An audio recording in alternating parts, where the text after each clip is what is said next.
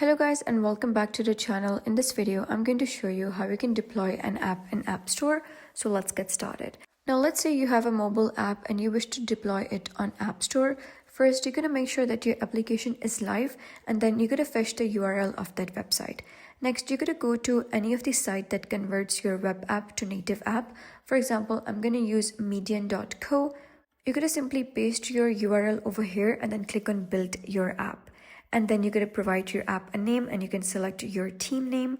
And after that, you'll be redirected to the section of branding. You can completely customize the branding of your application. You can change the colors, the themes, and also the app icons.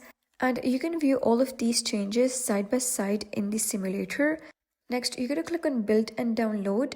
You're going to make sure that you have configured the iOS signing by approving your certificate and provisioning profile. After that, you're going to download your IPF file and head over to App Store Connect. You're going to pay $99 developer fee. That is basically a one-time fee. So once you have paid that fee, you can simply upload your IPF file and add your icons and your app will be on the way to the App Store. So that is basically how you can deploy an app in App Store. So if you found this guide helpful, please consider subscribing and leaving a like. It really helps me out and I'll see you next time.